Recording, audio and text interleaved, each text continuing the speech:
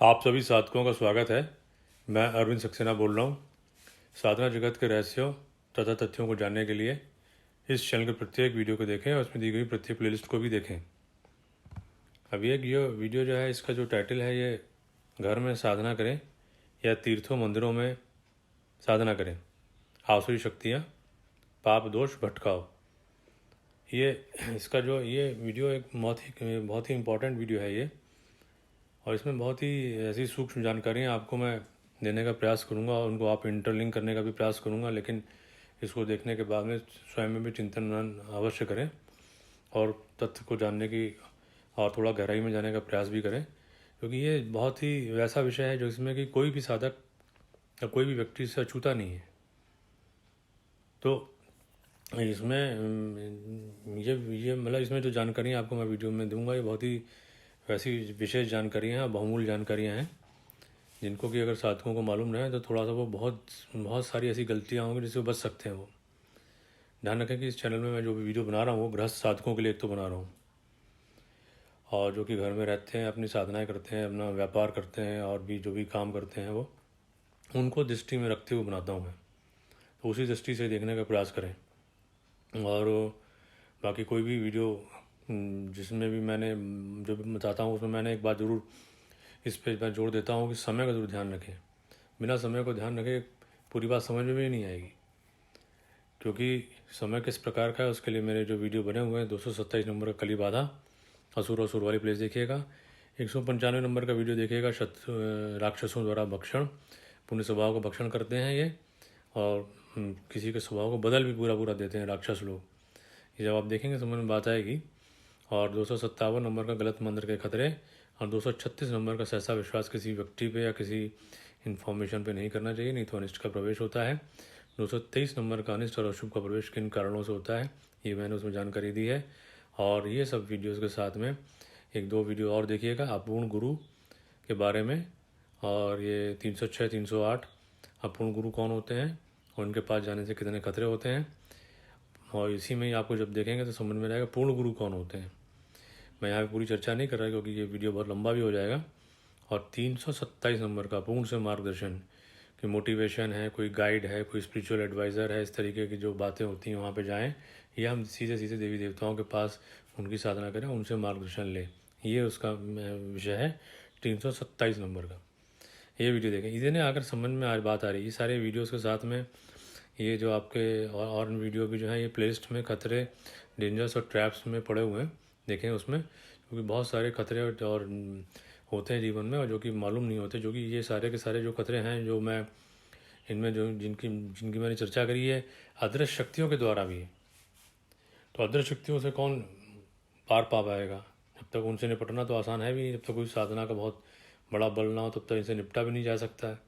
तो ये इस तरीके से माया माया की रचना करते हैं कि लगेगा सब कुछ ठीक है, लेकिन वहाँ होता है गड्ढा, और उस गड्ढे में जैसे लगता है ऊपर कारपेट लगा हुआ है, फिर कारपेट पे गए और फिर गड्ढे में चले गए। इस तरीके से खतरे होते हैं। जब आप ये बातें, जब आप इन वीडियोज़ को देख लेंगे तो बात समझ में आ जाएगी। अब अगर ये बैकग्राउंड समझ में आ रही है तो क्या समझ में बात आएगी? इस सारा का सारा जो रचना चल रही है मायावी रचना है, उसके अंदर दानवी शक्तियों का बोलबाला है आज के समय में। अधिकांश सारे के सारे जितना भी कहना चाहिए हर चीज़ को कंट्रोल करने का प्रयास करते हैं, और आध्यात्मिक जो है रास्ते पे जाने का तो बिल्कुल ही सवाल ही नहीं है, किसी भी को भी जाने आसानी से देंगे भी नहीं।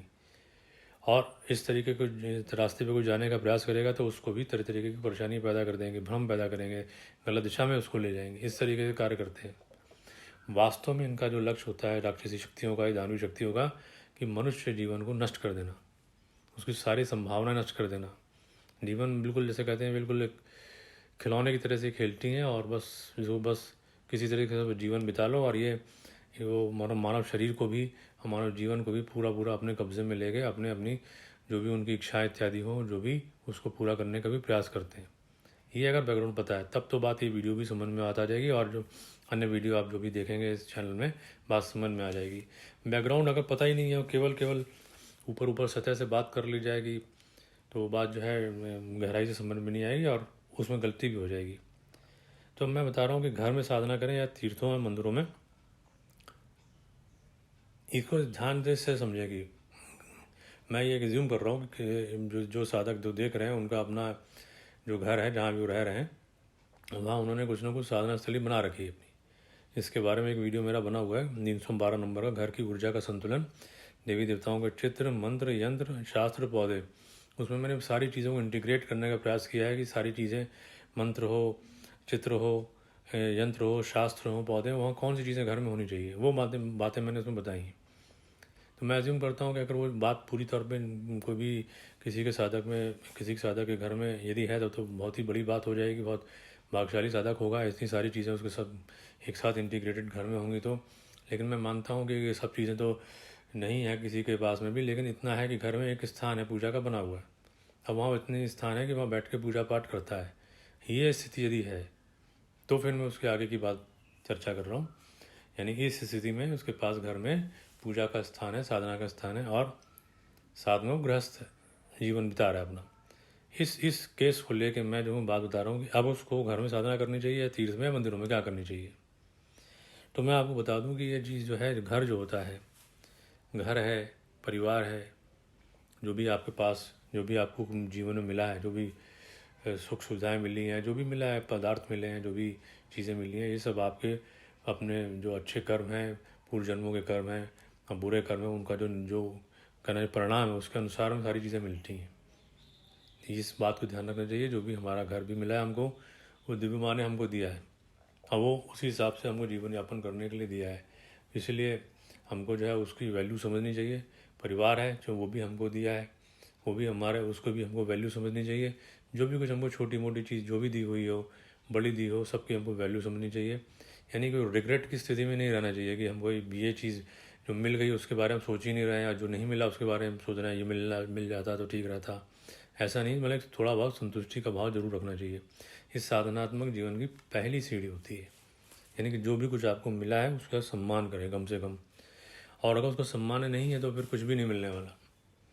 हालांकि ये बात जो है किसी एक वीडियो मैंने बताई है कि जो दिव्य ज्ञान का सम्मान जो लोग नहीं करते उनको दिव्य ज्ञान मिलता भी नहीं है। एक वीडियो नंबर शायद 28 होगा या 27 होगा, आप देखिएगा, मेरा उसमें अनुभव भी है। तो मैं ये बता रहा हूँ कि घर में साधना अगर आप करते हैं कोई भी चीज़, और फिर बाहर तीर्थों में जाते हैं, तो क्या होता है। तीर्थ में ये समझ लें कि जहाँ आप घर में हैं उसको कुछ भी चीज़ें जो होंगी उसको हम मैनेज कर सकते हैं अपने हिसाब से, जैसे भी हम करना चाहें तो। यानी कि अगर हम मंत्रों का भी उपयोग करेंगे, कि हम मान लीजिए कि जैसे 78 नंबर का एक वीडियो मेरा है, वैदिक सुरक्षा सूक्त, ये जो होता है इसको अगर पाठ हो रहा है घर में, तो ये घर की भूमि, घर का भवन और घर में रहने वाले सदस्य जो भी हैं और स्वयं में सबकी सुरक्षा करता है। ये आसान है। इतने लोग हैं, मान लीजिए कि घर में होंगे 4 होंगे, 5 होंगे, 6 होंगे, या जितने भी सदस्य से जो भी होंगे, वो सदस्यों की जो भी संख्या हो उससे मतलब नहीं है। उस सबको जितने सदस्य होंगे उनका भी प्रोटेक्शन करता है ये, यानी वैदिक सुरक्षा सूक्त है ये। वीडियो नंबर 78 देखिएगा। भूमि का भी करेगा, भवन का भी करेगा, सब कुछ करेगा। जानवी शक्तियाँ, आसुरी शक्तियाँ उनको हटा देगा वहाँ से। ये वीडियो नंबर आप देखेंगे तो बात समझ में आ जाएगी। ये बातें जो हैं और ये बात आपको जब किसी मंदिर में जाएंगे, अब मैं तीर्थ की बात यहाँ पे अलग करूँगा और मंदिर की बात अलग करूँगा। कोई मान लीजिए मंदिर इधर उधर के आसपास में बहुत सारे मंदिर बने होते हैं, उनके बारे में ये नहीं पता होता है कि वो शास्त्रोक्त बने हैं कि नहीं, उनकी प्राण प्रतिष्ठा हुई है कि नहीं, किस भूमि पर बने हैं, वो अपनी भूमि है भी कि नहीं। ऐसा भी हो सकता है कि मान लीजिए किसी भूमि जो कि अपनी हो भी नहीं, उसको गलत तरीके से उस पर भूमि पर कब्जा करके हम मंदिर बनाया हुआ हो, या और भी तरीके के कॉम्प्लिकेशन होते हैं। तो वहाँ पे कोई जाने से कोई मतलब साधना में कोई लाभ होना भी नहीं है। दूसरा क्या होता है, किसी भी जगह मंदिर में जाओ, कहीं भी जाओ, या तीर्थ पे भी जाओ, तो वहाँ पे क्राउड होता है, और क्राउड होता है, भीड़ होती है, वहाँ पे बहुत सारी तरीके की चीज़ होती है। वहाँ पे आपने बैठना आसान नहीं होता कहीं पे भी। और मान लीजिए जो भी साधना आप घर में करेंगे, वो मैंने वीडियो में बताई भी हुई है, शायद 84 नंबर का वीडियो है, और 312 में भी मैंने वीडियो में बताया हुआ है कि अपने आसन का जरूर ध्यान रखना चाहिए। तो आसन का जो है अगर ध्यान नहीं रखा जाएगा तो साधना में सफलता मिलती भी नहीं है, या बहुत कम हो जाती है, उसकी एफिशिएंसी बहुत कम हो जाती है। तो वैसी स्थिति अगर आ रही है तो ये किसी भी ऐसी प्राइवेट जो अपनी जगह है, हमारा घर है, वहाँ कुछ भी कर लें। लेकिन जब पब्लिक प्लेस पर हम कहीं भी जाएंगे, वहाँ पे इस तरीके की चीज़ों को करना आसान भी बात नहीं रहेगी। दूसरी बात, सुरक्षा वहाँ कैसे होगी, क्योंकि वहाँ पे बहुत सारे लोग आ रहे हैं, जा रहे हैं, और वहाँ पे यदि हम सुरक्षा मंत्र और ये सब चीज़ें करने का प्रयास करेंगे तो वो एक तरीके की छेड़छाड़ भी हो जाएगी उस वातावरण में, और हो सकता है कि वहाँ पे अन्य लोग जा रहे हैं, उनमें से मान लीजिए किसी के पास में भी कुछ आसुरी शक्तियाँ इत्यादि हुई और उन लोगों को कष्ट होने लग गया हमारे साधना से, मंत्र से, तो वो भी उनका भी विपरीत प्रभाव हमारे पर पड़ सकता है। यानी कि साधना में न्यूनता रहेगी वहाँ पे। ये मैं जनरल बात कह रहा हूँ, एक जहाँ पे भी क्राउड है वहाँ की बात कर रहा हूँ। या क्राउड नहीं भी है तो भी वातावरण में सूक्ष्म शक्तियाँ होती हैं, अदर शक्तियाँ हमेशा विराजमान रहती हैं और विशेष रूप से वो स्पॉट कर लेती हैं, ये तो साधना करने यहाँ पे आया हुआ है तो उसको विशेष रूप से परेशान करने का प्रयास करती हैं वो। तो इसलिए जो है कहीं भी साधना इत्यादि करो पब्लिक प्लेस में, तो वहाँ पे भी अपने सुरक्षा मंत्रों के और सुरक्षा की जानकारी के अभाव, जो कि एक सामान्य ग्रस्त साधक को रहता है, इसलिए वहाँ पे उसको साधना में विघ्न भी आएंगे और पूरी तौर पे उसको सफलता नहीं भी मिलेगी या बहुत कम मिलेगी। हो सकता है कि वहाँ से साधना करने के बाद हो सकता है उसका मन जो है और ख़राब हो जाए। तो यदि ऐसा कोई लक्षण पैदा हो रहा है तो मतलब समझ लें किसी वहाँ पे किसी अदर शक्ति ने उसके ऊपर आक्रमण किया है, उसके मन को ख़राब कर दिया है। ये सब भी होता है। दूसरा होता है कि साधना में उधर शक्तियाँ जो होती है, साधना में जो होता है पूजा के पुण्य फल को चुराने का भी प्रयास करती हैं। ये वीडियो नंबर मेरा 195 का है, राक्षसों द्वारा भक्षण पुण्य स्वभाव, तो वो भी करती हैं इस तरीके से। ये पब्लिक प्लेस में कुछ ज़्यादा होगा। अब तीर्थ की बात, एक बात और मैं बता दे रहा हूँ। तीर्थ जो होते हैं, एक तो मान लें कि जो तीर्थों की हम बात करते हैं, जहाँ भी कभी भी तीर्थ में जाओ तो वहाँ पे कुछ प्रिकॉशन जरूर होनी चाहिए। इसके बारे में मेरे तीर्थाटन और पिलग्रिमेज में सावधानियाँ के नाम से प्लेलिस्ट में आप देखेंगे वीडियो हैं, और इसमें 5 वीडियो आपको मिलेंगे। इसमें एक वीडियो मैंने बताया कि जो वहाँ पे तीर्थ यात्रा करते हैं, तीर्थ में जाते हैं, तो अनजाने में किए गए पापों का निवारण होता है। दूसरे में बताया है कि जानबूझकर किए पापों का पर कर्मों का निवारण वहाँ तब हो सकता है यदि वहाँ जाए और सटीक साधना करें। अब सटीक साधना मतलब किसको कैसे पता है सटीक साधना है? अब ये तो है नहीं कि कोई भी जो मन में आए, जो भी समझ में आए वो साधना वहाँ पे कर ली जाए, तो ऐसे तो होने वाला नहीं है। यानी जैसे कोई दर्द होगा, कोई बीमारी होगी, उसकी कोई एक सटीक दवा होगी। अब ये तो है नहीं कि बीमारी कुछ है, दवा कुछ दे रहे हैं, तो बीमारी कहाँ से जाएगी? तो सटीक साधना होनी चाहिए। सटीक साधना कहाँ से मिलेगी? तो एक प्रॉब्लम तो ये बनी रहती है हमेशा। कुछ भी जो भी वहाँ पे अपने जो भी छोटा मोटा साधना करना चाहो कर लो, लेकिन वो कितनी इफेक्टिव होगी उसके बारे में पता नहीं। लेकिन उससे कम से कम जो जानबूझ कर किए गए पाप होते हैं उनका निवारण नहीं होगा। एक तो ये बात है। तीसरी चीज़ की, अगर मान लीजिए कि वहाँ कोई जाता हो, अब पाप कर्मों का निवारण वहाँ पे हो ही जाएगा, तो फिर तो ये मतलब लॉ ऑफ कर्मा के अगेंस्ट में बात हो जाएगी। क्योंकि किसी ने, मान लीजिए किसी ने किसी की हत्या करी हुई हो और उसको दंड मिलने की स्थिति आ रही हो या जीवन में दंड मिल रहा हो, और वो सोचे कि नहीं मैं किसी चीज़ में जाऊंगा, मेरे हत्या के पाप से मुक्ति मिल जाएगी। शास्त्रों में आपको कई जगह मिलेगा भी ऐसी बात, लेकिन वो बात जो लिखी जाती है तो शास्त्रों में लिखी गई उन लोगों के लिए जो सदाचारी हैं, और उनको ही कहा गया है कि वो यहाँ पे जाएँ और फिर साधना करें, तब उनको मिलेगा। ये कब मिलेगा इसके बारे में वो उसमें भी नहीं बताया है। अगर ऐसा ही होने लग जाए कि यहाँ पे हत्या करो फिर तीर्थ जाओ, उसके बाद सारे पाप दोषों से मुक्ति, फिर वापस आ जाओ, फिर कोई अपराध कर लो, फिर तीर्थ में चले जाओ, तो अगर ऐसा होने लग जाए तो फिर तो लॉ ऑफ कर्मा छिन्न भिन्न हो जाएगा, कुछ बचेगा नहीं फिर तो ये बात नहीं होती। इस बात को ध्यान रखना है। यानी जानबूझ कर किए गए पापों का भी निवारण करना है तो वहाँ कुछ साधनाएँ करनी पड़ेंगी, वो भी सटीक साधना है। तीसरी चीज़ क्या है? पाप कर्म। जो तीसरा वीडियो मैंने जो बताया इसी में तीर्थाटन वाले सीरीज़ में, पाप कर्म जिनका निवारण तीर्थ में संभव ही नहीं है, ऐसे भी पाप होते हैं और आज के समय में तो विशेष रूप से होते हैं। इतने सारे गंभीर पाप कर दिए जाते हैं कि उनका शायद इस जीवन में उनका पश्चाताप का समय भी ना रहे। तो इसलिए उनको मृत्यु के बाद नरक की व्यवस्था करी गई है कि वहाँ हज़ारों वर्षों तक जाते हैं, फिर पशु योनि में जाते हैं और विभिन्न प्रकार की योनि भटकते हैं, फिर उसके बाद मनुष्य बने या ना बने। ये बात आप मेरी देखेंगे तो नरक वाली जो प्लेलिस्ट है उसमें आपको चीज़ें मिल जाएंगी। मृत्यु नरक शायद पितृदोष में मिलेंगी। इसके बाद अगले वीडियो तीर्थाटन वाले मैंने बताया हुआ है कि तीर्थों में किए गए पापों का अमिट प्रभाव होता है। यदि वहाँ पे कोई जाए तीर्थ में और वहाँ पे भी पाप कर दे, आज के समय में तो ये बहुत ही कोई बड़ी बात नहीं है, वहाँ जाके ही पाप कराए तो वहाँ का अमिट प्रभाव होता है, वो तो फिर मिटेगा ही नहीं। इसके बाद एक आखिरी वाला इसमें वीडियो है कि तीर्थयात्रा करने का बार बार मन क्यों करता है। उसमें मैंने बताया है कि कोई ना कोई बहुत बड़ा गंभीर दोष होगा या पाप होगा जो नलीफाई नहीं हो रहा कहीं से, तो मन को अशांत करे, तो फिर वो एक तीर्थ से दूसरे तीर्थ, दूसरे तीर्थ से तीसरे तीर्थ इसमें जा रहा है, या एक ही तीर्थ में बार बार जा रहा है, या बार बार जा रहा है तो वहाँ बैठा हुआ है, घंटों घंटों साधना है उसकी हो रही हैं। अदरवाइज़ घर में वो 10 मिनट की साधना भी नहीं कर सकता, लेकिन वहाँ जाके घंटों की साधनाएँ हो रही हैं। ये सब बातें होती हैं कि वो कहीं ना कहीं किसी भी बहुत बड़ी बाधा से भी पीड़ित हो सकता है। आसुरी शक्तियाँ जो होती हैं, मान लीजिए उसके साथ हो कोई, उसने पाप दोष कर्म करे हों जिसकी वजह से उसके पुण्य क्षीण हो गए हों, और उसके बाद में उसके साथ में कोई ना कोई ऐसी आसुरी शक्ति अटैच हो गई, चाहे ब्रह्म राक्षस जैसे, ऐसे लोगों से ज़्यादा अटैच हो सकते हैं।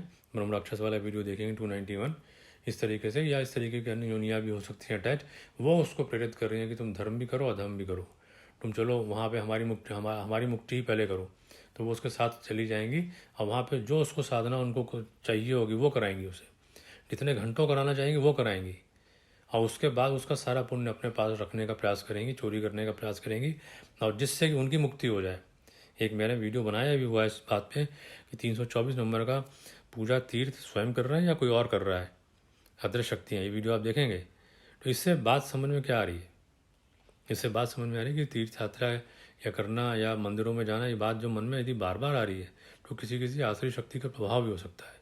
अब इसमें मध्यम मार्ग में क्या होना चाहिए? मध्यम मार्ग में पहले तो एक बात और मैं पॉइंट आपको और क्लियर कर दूं, पाप दोषों की अधिकता के कारण जो है आसुरी शक्तियाँ जो होती हैं, वो उनसे जो ग्रस्त जो व्यक्ति जो साधक होगा उसके लक्षण क्या होंगे? बहुत ज़्यादा पाप दोष कर चुका हो कोई और उसका साधना इत्यादि कर रहा हो, उसके क्या लक्षण हो सकते हैं? ये मैं आपको समझाने के पॉइंट ऑफ व्यू से कर रहा हूँ। ये मोटे मोटी बात आपको बता रहा हूँ, उसी से ही ग्रहण करने का प्रयास करिएगा। जिससे कि ये बात इसलिए बता रहा हूँ कि उसे स्वयं को भी चेक करने में आसानी रहे और दूसरों को भी चेक करने में आसानी रहे कि हो क्या रहा है ये। तो ऐसा व्यक्ति जो पाप दोषों की अधिकता के कारण आसुरी शक्तियों से जो ग्रस्त है साधक, उसके लक्षण क्या होंगे? वो जो उसकी जो कि पाप दोष बहुत ज़्यादा हो चुके होंगे तो उसकी तामसिक इंटेलेक्ट होगी, तामसिक विचारधाराएँ होंगी। तामसिक मतलब वो ये होगा कि वो ज़्यादा सोच नहीं पाएगा, ज़्यादा विवेक बुद्धि उसके पास ज़्यादा नहीं होगी, एक जगह नहीं टिकेगा, वो स्वेच्छाचारी होगा और एक देवता की साधना करेगा फिर उसे छोड़कर दूसरे की करने लग जाएगा। स्वार्थी, इसका मतलब स्वार्थी होगा। वो स्वार्थ करता तो वैसे भी उसमें होगी, भेदभाव की भावनाएं बहुत होंगी उसमें, काम निकालो आगे बढ़ो वाली बात स्थिति होगी। साधना पद्धति, स्थल, आसन का चयन ठीक से नहीं कर पाएगा वो। और अगर ज़्यादा उसके अंदर ये इस तरीके की टेंडेंसी हुई, तामसिक बहुत ज़्यादा हुआ, शक्तियाँ ज़्यादा प्रबल हुई, तो हो सकता है कि वो खुद तो अपूर्ण है, यानी कि अभी तो उसकी साधना कुछ भी उसको समझ में भी नहीं आ रही, और लेकिन दूसरों का मार्गदर्शन करने की भावना रखने लग जाएगा वो। ये बात भी होती है। और साधना मार्ग में होते हुए भी वो क्या होगा कि जितना भी होगा, जैसे कि इस तरीके से भी काम कर सकता है कि दूसरों को पैसे दे के साधना करा ले, या स्वयं में कुछ दूसरों से पैसे लेने लग जाए कि चलो हम तुमको बताने लग जाएंगे, कुछ उपाय बताएंगे इत्यादि हो जाएगी, या पैसे का जहाँ लेन देन आने लग जाएगा, वो समझ लीजिए कि वो साधकों के जो अच्छे साधक हैं उनके लक्षण होते ही नहीं है, चाहे पैसे को लेना हो चाहे किसी को पैसे को देना हो साधना के पर्पज़ से। दूसरी इसका रिजल्ट क्या होगा? उसको आसुरी शक्तियाँ उसको भटकाने लग जाएंगी और उसको अपने कार्यों के लिए यूज़ करेंगी। सबसे अच्छा कार्य वो क्या करेंगी कि तुम तीर्थ यात्रा करो, जहाँ उनको लगेगा ये उस आसुरी शक्ति को यहाँ जाके मेरी मुक्ति बन सकती है, वहाँ उसको ले जाएंगी, उसका किसी भी तरीके से उसको घसीट के ले जाएंगी वहाँ पे। मतलब घर में साधना वो नहीं कर पाएगा, लेकिन बाहर वो कुछ भी कर लेगा। ये एक इंपॉर्टेंट लक्षण बता रहा हूँ, इसे चेक कर लेना चाहिए कि प्रॉब्लम कहाँ है, या स्वयं को भी चेक करते रहना चाहिए अपने आप को भी, कहीं ऐसी विचार हमारे मन में तो नहीं आ रहे हैं, तो आ रहे हैं तो हमको जो है सतर्क रहना चाहिए।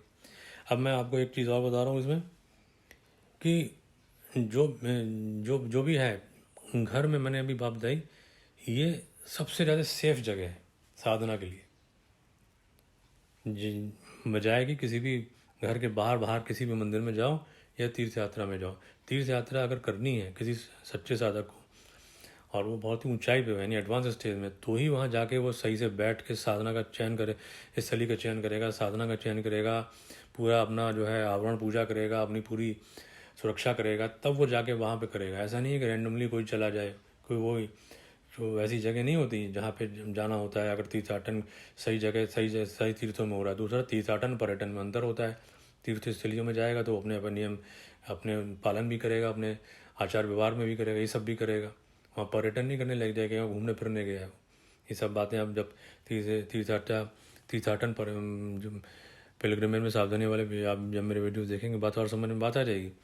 तो मैंने बताया कि सेफ जगह है आप घर, किसी भी मंदिर से किसी भी तीर्थ में तो तब जाना चाहिए जब घर में एक सफिशिएंट प्रकार से साधनाएं हो चुकी हैं और मन पूरा बलवान हो चुका हो, साधना की गहराई और विस्तार समझ में आ चुका हो और अपने आप को पूरा मजबूत समझो, तब जाओ। केवल दर्शन मात्र से ही सोचने की बात है कि केवल दर्शन मात्र से ही सारे पाप दोष नष्ट हो जाते हैं और जीवन में सुधार आता, तो अब तक तो दुनिया स्वर्ग बन चुकी होती। ये एक पॉइंट को ध्यान रखना चाहिए इस बात को। इसलिए घर में साधनाएं करेंगे, ये सेफ जगह है, यहाँ हम वैदिक मंत्रों का उपयोग कर सकते हैं, सुरक्षा के लिए कर सकते हैं। उससे फ़ायदा क्या है कि घर भूमि भी शुद्ध होगी, भवन भी शुद्ध होगा, घर के परिवार सदस्य भी अच्छे होंगे। और अगर 1 घंटे की साधना भी कर ली जाए घर में, वो सफिशिएंट होती है बहुत सारे पाप दोषों को बर्न करने के लिए। लेकिन बस प्रोवाइडेड ये बात यह है कि सही साधनाएं हो। उसके लिए आप प्लेस मेरी देखिएगा, उपनिषद और अथर्वशीष वाली प्लेस देखिएगा, उसमें आपको बात समझ में आएगी। बाकी 312 नंबर का वीडियो देखिए, घर की ऊर्जा का संतुलन, देवी देवताओं के चित्र, मंत्र यंत्र, शास्त्र पौधे, इसमें भी मैंने साधनाएं बताई हैं। 362 नंबर का वीडियो देखिएगा, घर पर देवी देवताओं के चित्र और मूर्तियों की प्राण प्रतिष्ठा, दुर्लभ मंत्र 30 मिनट। 239 नंबर का वीडियो देखिएगा, देव भोग रहस्य प्रसाद और वैदिक सुरक्षा सूत्र मैंने बता ही दिया। 78 नंबर का वीडियो है। और 347 और 351 नंबर के स्वयं के द्वारा पूर्वजों की मुक्ति कैसे करें, ये बहुत ही इंपॉर्टेंट वीडियो है, बहुत ही छोटी वीडियो है, घर में हो सकती हैं। ये जब पितृदोष यानी कि पितृ ऋण ये सब ये जब दूर होते हैं जीवन से, तो साधनाओं में और जीवन में भी सफलताएं मिलती हैं, भाग्योदय भी होता है। ये आप 347 और 351 नंबर वीडियो देखिएगा। इसमें बस एक बात और आप लोगों को बताना चाहूँगा मैं कि सच्चे गुरु जो होते हैं, जो सच्चे गुरु केवल गाइड करते हैं। अगर सच्चे गुरु किसी के पास मिले तो वो सच्चे गुरु वाली प्लेस देखिएगा तो समझ में बात आएगी, या गुरु और अपूर्ण गुरु वाली वीडियो देखिएगा 306 308 नंबर, तो समझ में बात आएगी। सच्चे गुरु यदि किसी के हुए, मैं अब एग्जाम्पल की बात कर रहा हूँ, प्रारंभ में सच्चे गुरु नहीं मिलते हैं, लेकिन मैं समझाने के लिए बता रहा हूँ, यदि किसी के पास अच्छे गुरु हैं और वो अपने शिष्य को यदि गाइड करेंगे तो ये गाइड करेंगे, तुम इस वाले चीज़ पे जाओ, इतनी देर के लिए जाओ और ये साधना करो। वहाँ पे ये नहीं कि ब्लैंक चेक दे दिया कि तुम वहाँ पे जाओ और बैठे रहो, घंटों साधनाएं करो, जो मर्जी आए करते रहो और जितने मर्जी चाहे दिन वहाँ रुको, घूमो, फिर एक तीर से दूसरे तीर घूमते रहो। ये सच्चे गुरु की आज्ञा नहीं हो सकती है, क्योंकि साधना कनेक्शन तीर से तभी होगा जब कोई चीज़ ऐसी होगी जो कि साधना के साधक के मन में ऐसे पाप दोष हो रहा होगा जिसकी वजह से वो नहीं निकल रही होगी, तो तब सच्चे गुरु उसको सही तीर्थ और सही पद्धति बताएंगे, पूरा सुरक्षा के इंतजाम भी उसको पूरे बताएंगे, तभी उसको अनुमति देंगे। अब इससे आप तुलना कर लीजिए, ये बात से ही जो आसुरी शक्तियों से जो ग्रस्त साधक हैं या व्यक्ति हैं और वो इधर उधर साधनाओं में ढूंढ रहे हैं और साधनाएं अपनी कभी इस देवता की ढूंढ रहे हैं, कभी उसको छोड़ रहे हैं, कभी इस तीर्थ में जा रहे हैं, कभी वहाँ तीर्थ में बैठे हैं, घंटों बैठे हैं और उसके बार बार जा रहे हैं वहाँ पे और सोच रहे हैं कि उनको साधनात्मक उपलब्धियाँ हो रही हैं। ये लक्षण ही अपने आप में दिखाता है कि पाप दोष से ग्रस्त व्यक्ति ही ऐसा कर सकता है और ये प्रारंभिक साधकों के ही लक्षण हो सकते हैं। मिडिल अध्यात्म और एडवांस लेवल के साधकों के लक्षण ये नहीं होते। इन बातों को ध्यान रखना चाहिए और अपने आप को केंद्रित रखना चाहिए अपने घर पे। अगर कोई बात मन में बार बार आ रही है, घर में साधना ना करो, घर से बाहर कहीं भी जाके करो, तो इसको भी एक लक्षण मानना चाहिए। आसुरी शक्तियाँ जो भी घर में प्रभावशाली बहुत हैं या जो उस व्यक्ति को प्रभावशाली बहुत हैं, वही मन में बार बार डाली है कि साधना घर में ना करो, साधना घर के अलावा कहीं करो। लेकिन जबकि होता है इसका उल्टा है, साधना सबसे अधिक घर में करी जाती है, तभी सबसे अधिक लाभ होता है। और क्योंकि घर भी मैंने बताया ना सबसे ज़्यादा सेफेस्ट जगह, और यहाँ पे हम विभिन्न प्रकार की मंत्रों का यूज़ करके अपने घर की भूमि को, घर के भवन को, घर के सदस्यों को और स्वयं को एक सुरक्षित भी कर सकते हैं और आगे भी बढ़ा सकते हैं और पाप दोषों का निवारण भी कर सकते हैं। तीर्थों की बात जब भी मन में आए जाने की, तो उसको बहुत ध्यान से देखना चाहिए क्यों मन में आ रही है और फिर हमको कितने देर के लिए जाना चाहिए और क्या साधना करनी चाहिए और कैसे करनी चाहिए।